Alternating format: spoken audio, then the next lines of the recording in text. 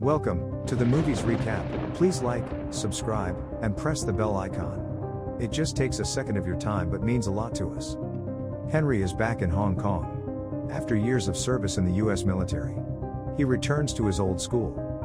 Despite the principal's observation that he lacks teaching experience, he is hired after being handed a letter of recommendation from a more senior authority. The principal tells Henry that the class he would be teaching is one of the worst in the entire school before Henry departs. Henry arrives into his class on the morning of his first day of school to find it in complete disarray. While a significant portion of students are preparing noodles, some are also singing, playing video games, and napping. They keep doing what they are doing even after the teacher enters the room. They pretend not to hear Henry as he tries to grab their attention. After failing to get their attention, he stops trying and walks around the classroom making observations about what they are presently doing. Henry advises them to consume less noodles because they are excessively high in sodium. Henry then approaches Zufa, who is playing a ukulele, and offers to help. Similar to this, he cautions a young gamer about the radiation exposure that could result from spending all day staring at a screen. The implication is that we are all already radioactive. He introduces himself and writes his name and phone number on the board when the students begin to pay attention. His writing is awful, and students laugh. He receives a call from a student asking him to leave the class, but Henry laughs it off. Once more, the children ignore him and carry on with their previous pastimes. Henry finally has enough and activates the fire sprinkler in the room with the aid of a rubber band and a bit of chalk. The students hastily disperse so they wouldn't get soaked. At last, he has their entire attention, and he gives them a formal welcome to his class. 5 of the lowest scoring students congregate in the sports equipment room after class to smoke. The group's leader, Jack, has a crush on an A student in a different class. He is made fun of by the others when they see him fixating on her photo. The gang competes against the wealthy, privileged students on the school's basketball team. As they reach the supply area, they make fun of Jack's poverty as usual. Later, Jack and the group watch the basketball team practice while standing close.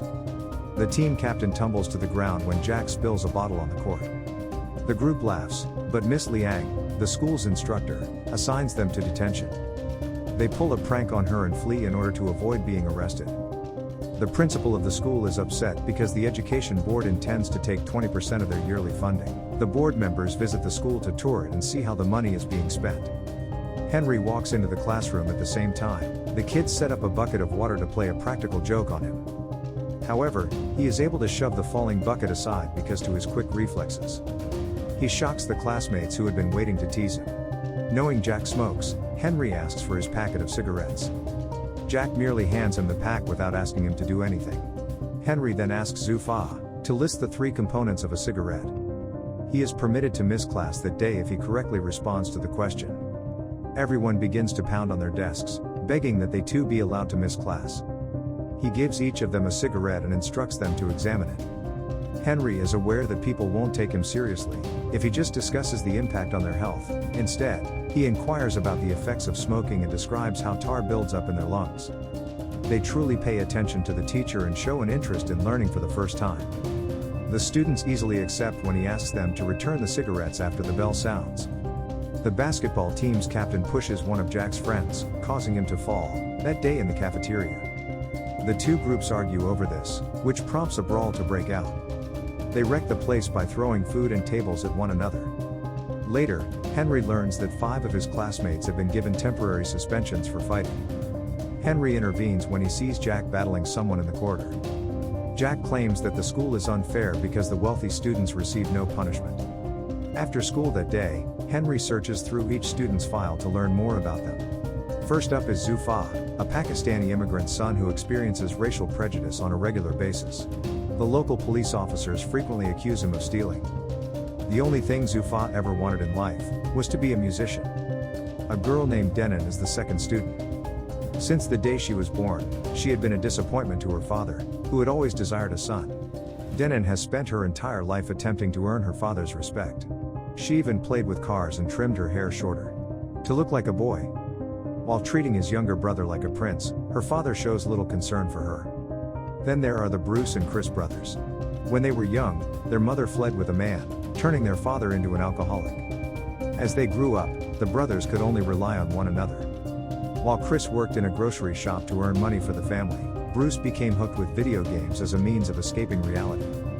Henry is unable to locate any information on Jack's family history. The next scene shows Jack working as a waiter at a restaurant. An MMA gambler named Jen Ying and his business associates enter. Jack tries to take Jen Ying's lighter but is caught.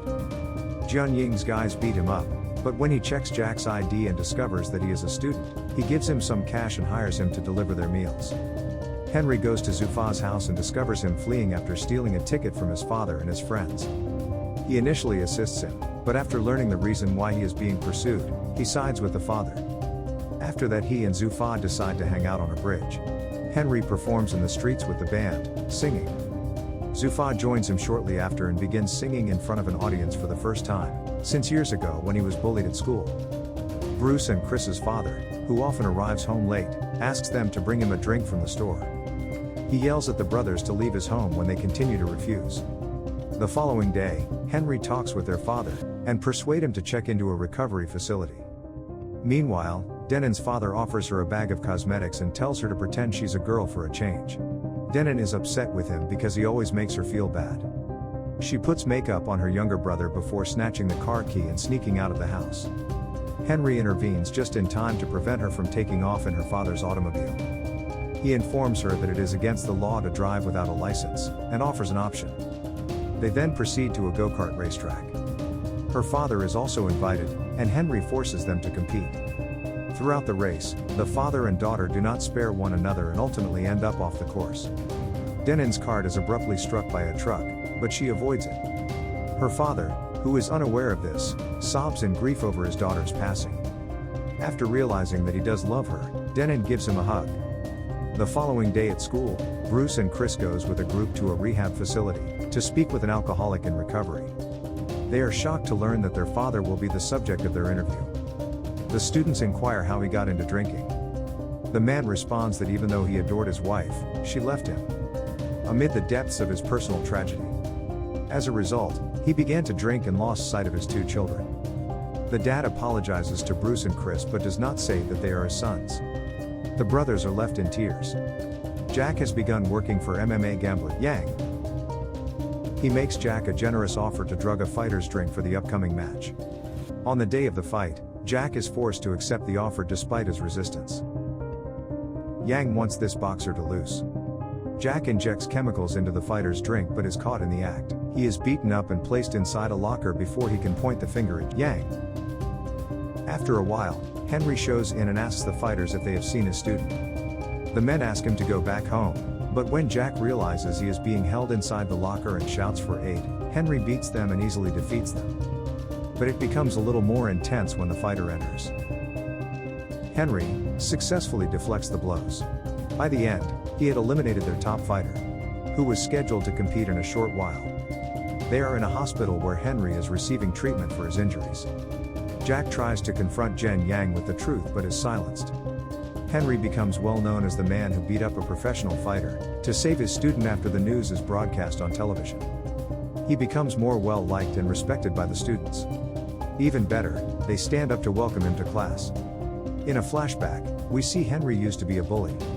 Even worse, as a student was performing piano for the parents, he threw water balloons at him. Later, he engaged in a fight with the same student and hurt his hand.